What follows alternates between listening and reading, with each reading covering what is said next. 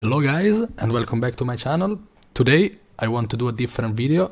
I want to talk about which buttons you should press to save your allies first, like which skills to prioritize. You are seeing an ally dying on your party here and then you are like, what do I press to save him as best as I can? I will try to do this for every class, starting from the Druid. While playing Druid, you probably are most of the time on staff, so I would recommend using your skill 3, which is your best skill for healing on the staff, and you should combine it with your skill 5, which is a combo field water. So you press the skill 5, this is water field, and with the skill 3 you blast it, so you get area healing and also like 4k healing with the current traits and without the healing modifier, which is huge. On the Celestial Avatar we have two big skills, which are Lunar Impact, which is the skill 3, which is this big projectile which is almost instant and heals for a lot, and then we have Rejuvenating Tides, which is a channeled heal. It will heal for more than the projectile from the skill 3, but it's a bit slower. A very important thing to notice is to use Quick Draw trait. When swapping weapons, the next ranger weapon skill you use will recharge faster. This also applies to the Celestial Avatar skills, but if you cannot use some Celestial Avatar skills with this trait, just use your skill 3 from the staff for most heals. Then let's get, this only works in combat of course. Let's say we are in combat here, we are very low HP, we use skill 5, then skill 3 inside it for area healing, then we should enter the Celestial Avatar. We have Quick Draw, skill 3 if you need immediate heals, then skill 4, and by the time your skill 4 is over you can press your skill 3 again, so this is additional huge heals. Another important burst healing skill is your Glyph of Alignment while used in Celestial Avatar. As you might already know if you play Druid, the glyphs have different versions of themselves while you are in Celestial Avatar. So you enter the Celestial Avatar and you can use your skills from the weapon skills, but you should also use the Glyph of Alignment, which heals for a lot and also removes 3 conditions. This is a very huge burst skill which you should use, and this is not a weapon skill, so it will not benefit from Quick Draw. You can press it whenever you want. Then the other Druid skills are mostly slow heals over time or regeneration, like the skill 5 from the staff, the skill 5 from the warhorn and the axe, sorry. Then your healing skill will only heal yourself and then will apply conditions removal and regeneration to allies, but the big heals is only for yourself. Now I will show you what I just said. Let's say you are about to die or someone in your party is about to die. You are panicking, you don't know what to press. This is what you should do if you have the cooldowns ready. Skill 5 and skill 3 to blast it. Immediately enter Celestial Avatar and use your skill 3 because Quick Draw has a limited window. Skill 4, by the time the skill 4 is done, you have skill 3 ready again.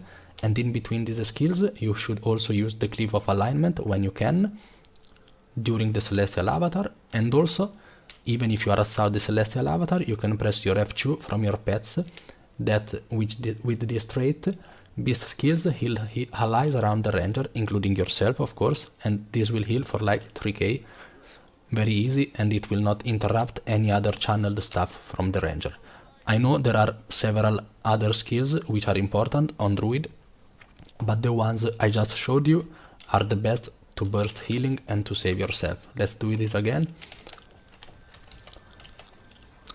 This time I pressed the skill 4 instead of the skill 3, but it's the same, they heal for a lot, both of them, and they are very good, and they should always be used, one of them with the Quick Draw trait.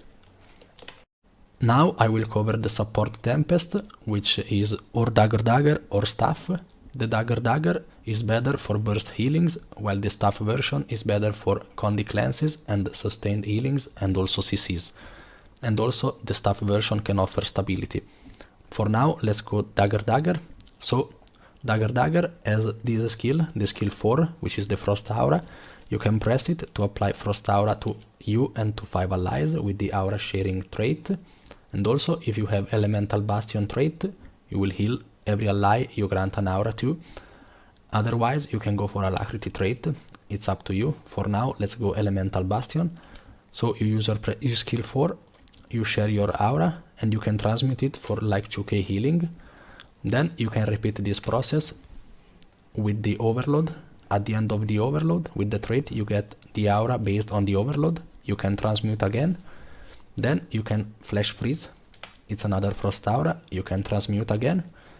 And of course, you can rebound. At the end of the effect of rebound, you will get an aura based on your current attunement. You get another frost aura. And then skill 4 again. I made like 4 transmutes of the frost aura, and I have the frost aura ready again. Please keep in mind that the transmute has like 2.5 seconds cooldown, so you cannot really like spam one after the other. You have to wait maybe 1 second in between. What I would recommend to do is using your skill 6 and also your skill 5 from the dagger while you are waiting for the next transmute of the frost aura. So what you should do is, your allies or you are about to die.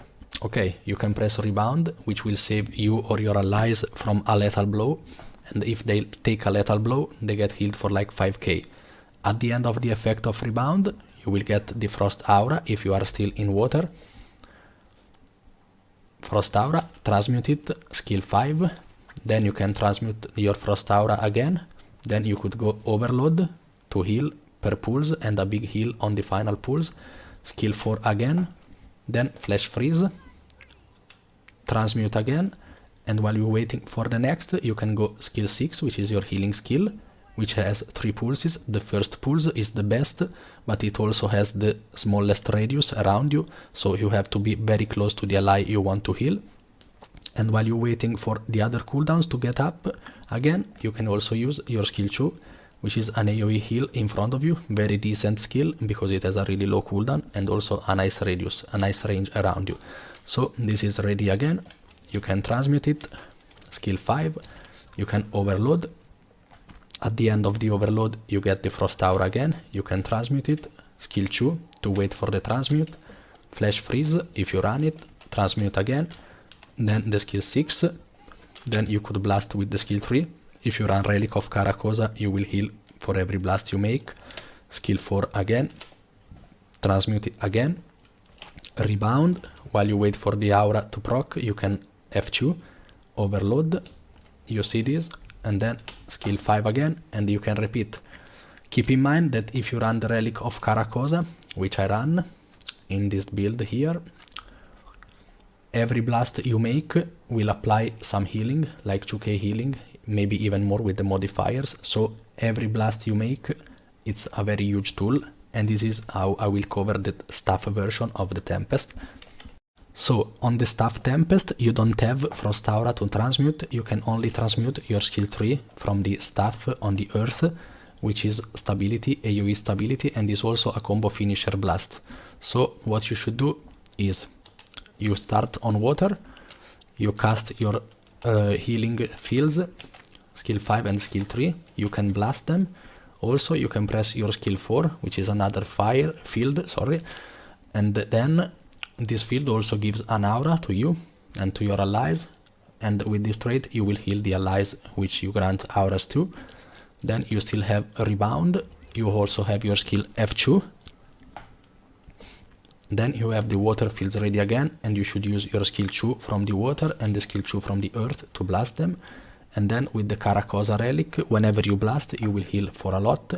You have blast on the magnetic aura when you transmute it. Then you can overload the earth, so you get another transmutation of the earth aura. Then you could run Aftershock, which is also a blast, so you will benefit from the Caracosa relic. You press it and you get magnetic aura again, you transmute it again. So this is all AoE stability and also blasts for the Caracosa relic. Then you still have your Wash the Pain Away, and you also run Arcane Wave, which is a combo finisher blast. You just run it for the Caracosa sigil, relic, sorry, not sigil. This is huge because the Caracosa relic heals for like 2 or 3k, and with this skill you can press it very fast in between, and it's like 4k heal in a second. You don't need to blast your own fields or water fields, you just need to blast. And in a blob fight like 50 versus 50, there is always a field in the ground to blast. So I would recommend using first your healing fields, and then your skill choose from the water and the earth because they are kinda slow to cast. Then the F2, rebound first maybe, so you save your allies. Then you can blast water, earth, sorry, transmute, and it's so good for the stability and for the heals. It's time for the heal Vindicator. Heal Vindicator is a bit trickier because it has 2 weapon sets and also 2 legends to choose from, so it depends on which set or which legend you are on. And also most of its skills are very good and they are similar in healing terms, but let's cover it anyways. Okay, also on the heal Vindicator I run Relic of Caracosa for the blast heals. You have blast on your skill 3 from the mace, which is this leap. Whenever you use it, it also has 2 charges. Whenever you use it, you will blast and also grant healing AoE with the Relic of Caracosa. The skill 4 from the staff is an AoE healing and also will conditions remove 2 conditions removed, and also combo finisher blast again, so this is another blast. So the most important skills are of course your dodge, because it saves yourself, like you evade every attack during it, and also you will apply a strong barrier and a strong heal at the end. But still, the dodge is not as good as the other skills, because the skill 6 is like an AoE empower, much lower cooldown, and also you channel it while you are moving, you don't have to stop. It's like 4 pulses and for like 1k each pulse, which is kinda huge. So this is one of your best skills, but still it's kinda channeled, so it takes a while.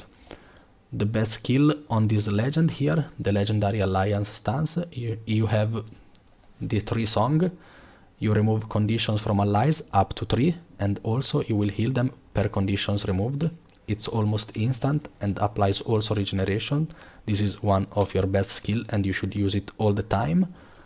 Then we have the Urn of Saint Victor. You transform in the urn. You can't get healed, but you take less damage, but still you are applying a lot of heals around you, and you can drop it, and that when you drop it you will heal the allies and also grant them some boons and additional healing per threshold. On the Ventari stance, which is this one, the Legendary Center, we will run the tablet, which follows us around. The best healing skill on the tablet is this one, Natural Harmony, which takes a while, but still, like, it will heal for like 4k, and if you empower this skill, you also heal for additional 25%, and it's spammable. It has 2 seconds cooldown. It's kinda ridiculous, so this class is probably the best healing class in the game, except the Druid, which has a lot of regeneration for all the Zerg, so this is kinda broken. Also, you have Purifying Essence, which is very similar to the 3 song, which is from the Legendary Alliance stance. You will remove up to 3 conditions, and you will heal allies for like once fixed amount per conditions removed. Then you can also blast your tablet. I would not recommend doing this for the heals, but you should do this for the stability and the resistance. The stability if empowered.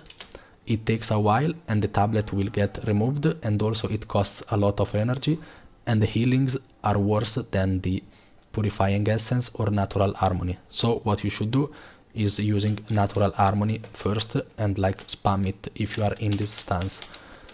Then on the weapons skills, to heal you have the 3rd chain of the staff, but it's not really recommended. You should use your skill 4 from the staff, then if you can immediately swap to mace and shield. Shield as the skill 4, which launches this thing, which also will heal and grant protection and Aegis, and it's unblockable. It's an unblockable projectile, so it cannot be stopped by the enemies. Then you have also the skill 5, which now heals also the allies around you. It heals for quite a lot, but it's channeled and kinda slow. So the best skills are your skill 4 from the shield. Then you can use your skill 3 for blast and Caracosa trigger. Then you dodge around. You use your tablet with the Natural Harmony. You can spam the Natural Harmony. If you are about to finish your energy, like now, you swap back to the other stance. You use your Selfless Spirit, then 3 song, and if you need, also the Urn of Saint Victor. But at this point, if you combined all the skills with the dodges around and the regenerative effects, your party should be full health at this point. But still, this class is very strong, probably the best to heal everyone if they are in need. Now it's time for the heal scrapper. It's not the best class to have burst healing. Most of its heals take kinda a while. It's very good for Condi cleanses, but the heals are not the best. Though we have the Relic of Caracosa even on Scrapper, because we have a lot of blasts.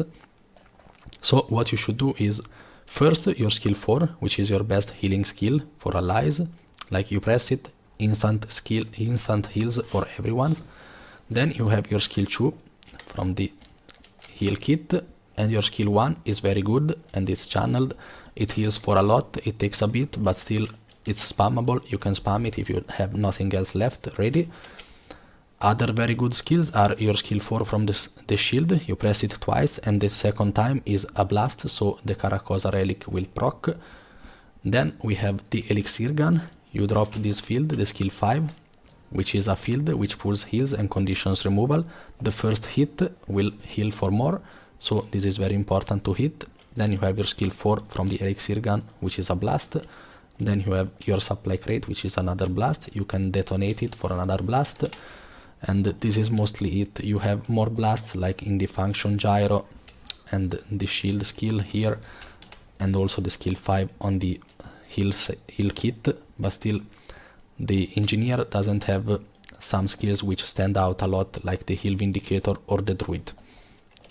With my latest Chronomancer build, which is a support full heal, like almost no strips except the null field, you can grant healing with your shatters and with your Well of Eternity, which is your healing skill. So what you are supposed to do to have the maximum burst healing is cast your skill 6, and during it you go continuum split, so you go back in time and you have your skill 6 ready again.